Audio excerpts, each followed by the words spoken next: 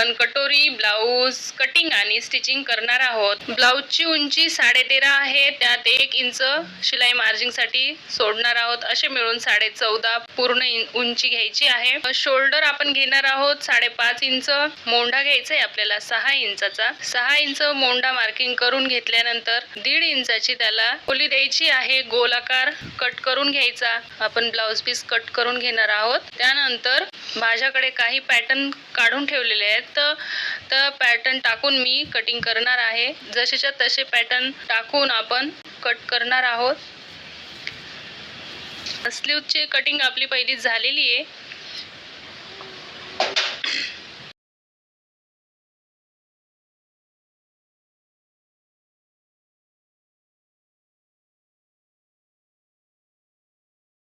आता क्रॉस पट्टी काढायची आहे। क्रॉस पट्टीसाठी आपण मार्किंग टाकत आहोत। आता 4 इंच सुरुवातीला आणि शेवटी 3 इंच व्यवस्थित कटिंग करून घ्यायची।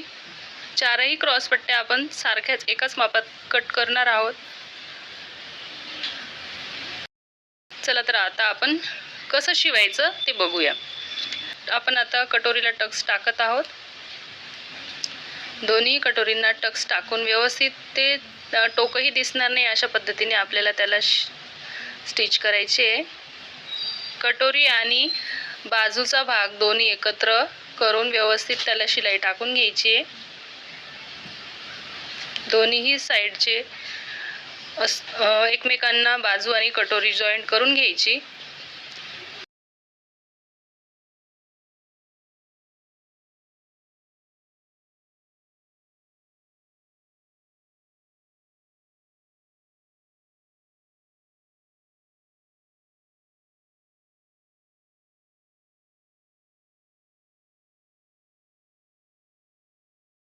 त्यानंतर क्रॉस पट्टी व्यवस्थित ठेवून क्रॉस पट्टी जॉईंट करायची।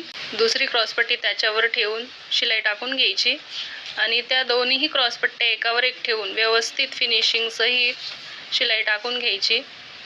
बघा किती सुंदर व्यवस्थित प्रकारे छान आपली शिलाई आलेली आहे। अशीच दुसऱ्याही बाजूची अशीच याच पद्धतीने शिलाई टाकून घ्यायची। मागचा गळा आपला 10.5चा आहे, त्यासाठी खालची पट्टी 4ची पाठीचा भाग 10.5चा गळा आहे, तर 10.5ची अशी आपण मार्क करून घेणार आणि छान गोलाकार त्याला गोल गळ्याचा शेप देत आहोत आणि अशी कटिंग करून घ्यायची आहे। बटन पट्टी जोडूया। बटन पट्टी आपली साधारण 2 इंचाची डबल पट्टी घ्यायची आहे आणि अशी व्यवस्थित प्रकारे त्याला स्टिच करून घ्यायचे। फिनिशिंग सहित खूप सुंदर आणि छान पद्धतीने बघा अशा प्रकारे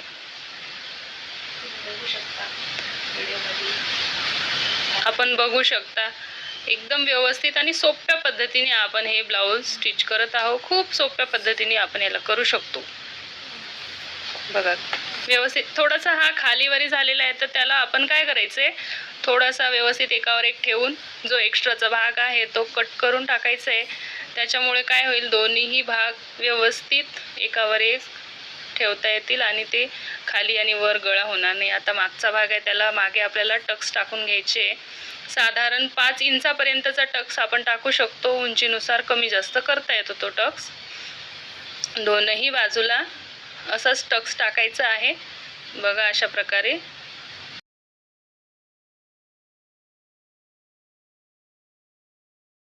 आता याला एक सरळ पट्टी लावून मागे शिवण करायचे आपल्याला, स्टिच करायचे आणि त्याला परत एक प्रेस टिप द्यायची आहे, त्याच्यामुळे फिनिशिंग एकदम व्यवस्थित दिसते।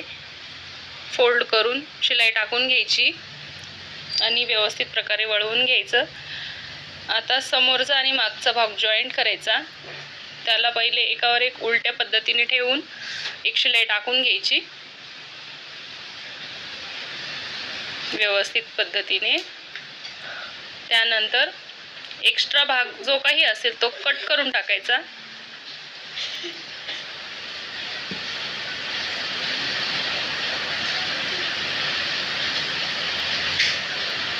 त्याला परत एक फिनिशिंग सहित एक वरती टीप टाकून घ्यायची खांद्याला, त्याच्यामुळे आपला एकदम व्यवस्थित फिनिशिंग दिसते.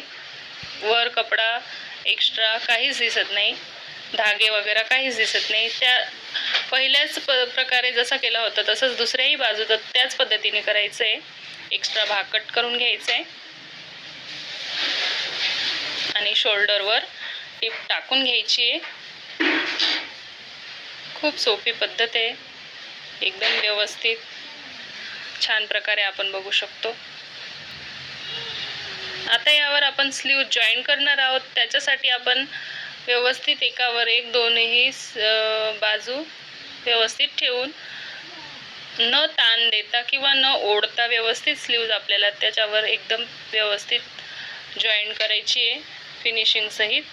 फिटिंग पण खूप सुंदर छान बसते याच्यामुळे आणि बाही खेचल्या जात नाही. गळा पायपिंग करत आहो बघा.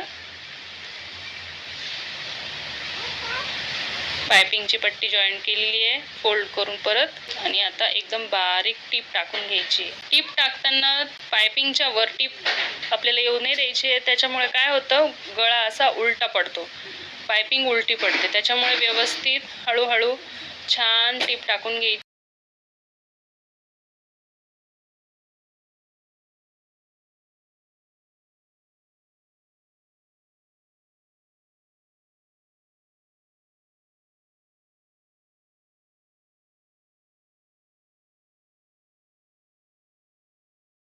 आणि फिटिंगचं माप टाकायचं आहे. आता फिटिंगचं माप मी टाकलेलं आहे. हे असेच फिटिंग करत आहे आपण, एकावर एक ठेवून व्यवस्थित पहिले अंडरग्राऊंड फिटिंग करायची आणि त्याच्यानंतर जी आपण मार्किंग टाकलेली आहे फिटिंगची त्याच्यावरून शिलाई घ्यायची. याच्यामुळे काय होतं, धागे निघत नाही, इंटरलॉकची गरज पडत नाही, फिनिशिंगही खूप सुंदर दिसते. त्याच्यामुळे मग हे गोष्ट आपण स्किप करायची नाही आहे.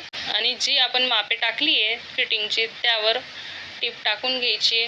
फिनिशिंगही खूप सुंदर येते याच्यामुळे आणि ब्लाऊज दिसायलाही खूप सुंदर दिसतो. बघू शकता तुम्ही किती सुंदर ब्लाऊजची फिटिंग येते. जशी आपण मार्किंग टाकलेली आहे त्याच पद्धतीने आपल्याला त्याच्यावर शिलाई करायची आहे आणि साईडलाही 2 टिपा टाकूनच घ्यायचे. अशा प्रकारे आपला आता एक साईड झालेली आहे.